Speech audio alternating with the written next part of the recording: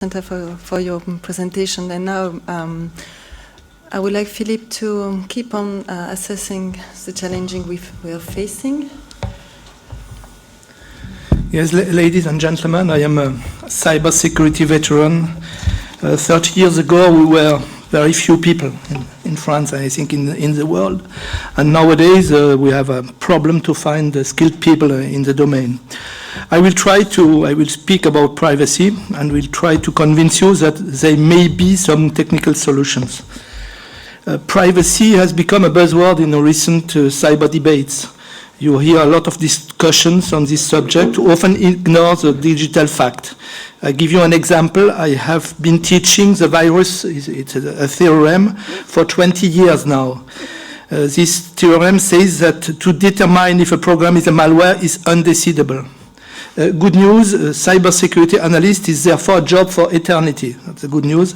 But bad news that the open market of offensive tools, we have spoken about it, will grow to $520 billion in 2021.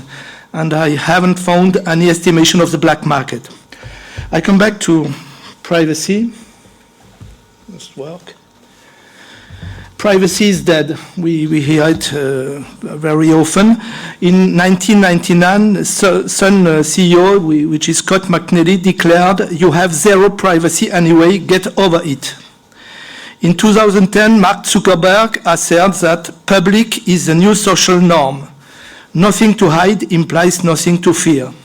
In 2013, Windsurf suggests that privacy is a fairly new development that may not be sustainable. He says privacy may actually be an anomaly. He explains that privacy wasn't even guaranteed a few decades ago. He used to live in a small town of 3,000 people. My proper experience in a small French town is rather different. Intimacy remains a strong social request in France. We have here an illustration of a deep cultural gap. You can read an article of 2004 which is entitled "The Two Western Cultures of Privacy, Dignity versus Liberty." It was written by James Whitman, which is a US lawyer. He explained in this paper the fundamental philosophical and sociological reasons of what he calls a transatlantic clash. Our basic concern when we speak about privacy is about personally identifiable information that can be used on its own or with other information to identify or locate an individual person. If you take Google, the employer of Windsurf, Google is now the biggest private data cruncher in world history. And I cite an employer of Google who says Google has said that its goal is to store 100% of a user's data inside its utility, allowing it to achieve what it calls transparent personalization. I give you some examples of privacy problems. The first challenge is about everyday services. That's a study was conducted by the French Commission on Information Technology and Liberties, who has shown that geolocation data is the queen of data in the smart devices ecosystem. For example, a social network service, which is not a mapping service, had an average of 1 access every minute of geolocation. That's an example. I take another example, which is about social engineering. I use top secret documents which were revealed by Edward Snowden. You have here a light on the possibilities of manipulating connected people. The program is called Synapse.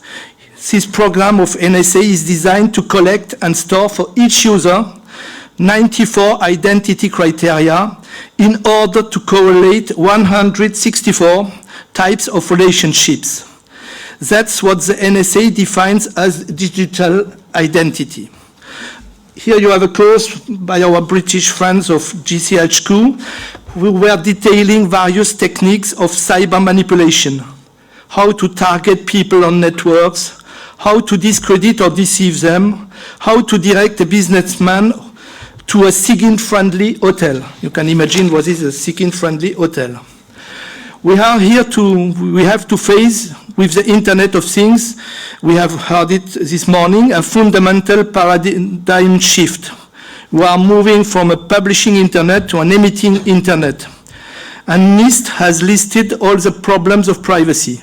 I can give the list: identity theft, determining personal behavior patterns, determining specific appliance used, what you use at home, performing real-time surveillance, revealing activities through residual data, targeting home invasions, providing accidental invasions, activating censorship, causing decisions and action based upon inaccurate data, and so on.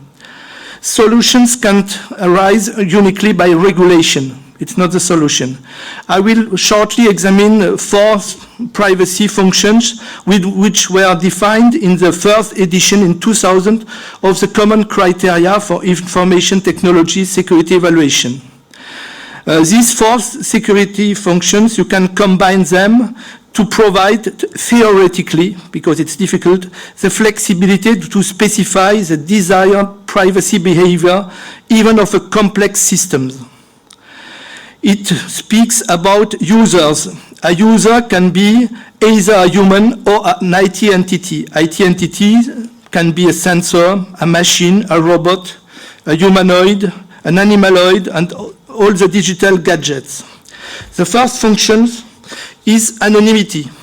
Anonymity ensures that the subject may use a resource or service without disclosing its user identity.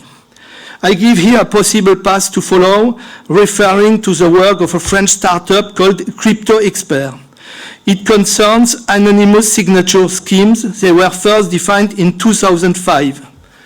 The goal of anonymous signature is to show that systems of attribute-based credential can support both secure authentication as well as privacy, for example, in connection with electronic ID cards, computer-supported polls, surveys, etc. That's the first function. The second function is pseudonymity. Pseudonymity ensures that a user may use a resource or service without disclosing its identity. And there are 2 categories of pseudonymity: reversible pseudonymity and alias pseudonymity. For example, reversible pseudonymity is essential in e-health.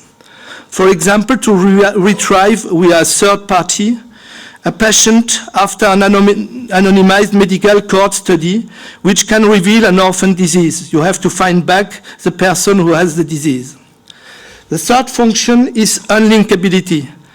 The function ensures that a user may make multiple uses of resources or services without others being able to link these users together.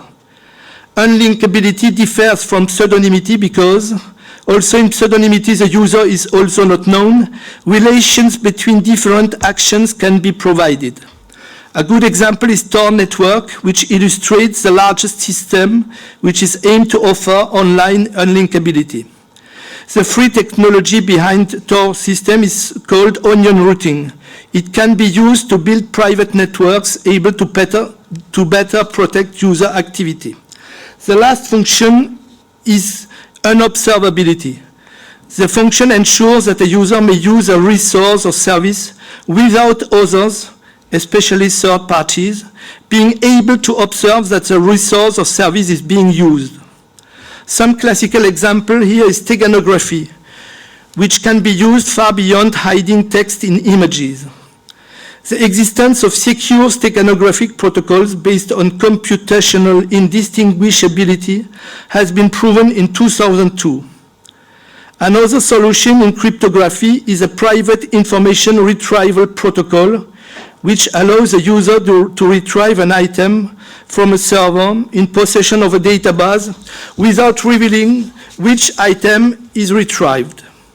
So far, I haven't seen any practical use of these 2 theoretical results.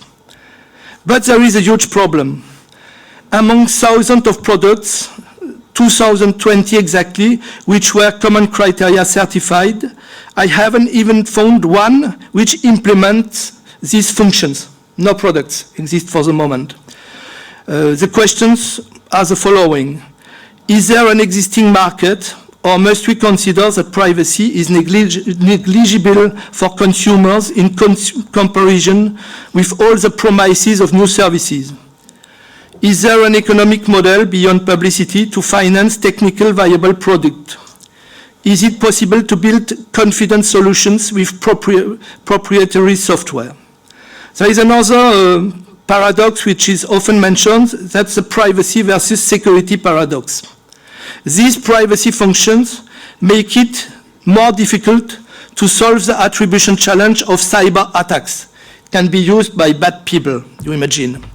But false debates are very active. For example, criminals will try to use this function.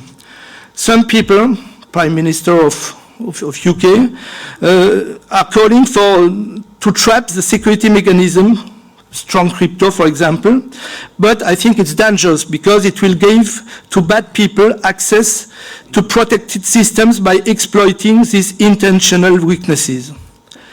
And I think we have to believe Stephen Hawking when he declares that the development of full artificial intelligence could spell the end of the human race. Honest people need more and more protections against future robots, as helpful they might be. I think more research and developments have to be conducted to develop and deploy both robust and usable privacy solutions. I conclude. We have to come back to the Universal Declaration of Human Rights. I read, no one shall be subjected to arbitrary interference with his privacy, family, home or correspondence, nor to attacks upon his honor and reputation. For the French government, privacy is also an economic asset. The Prime Minister Manuel Valls declared in December 2014 that Europe must make the protection of personal data an argument of attractiveness and competitiveness. The user must make choices on its own data with full knowledge. This conveys a huge economic potential. Thank you for your attention.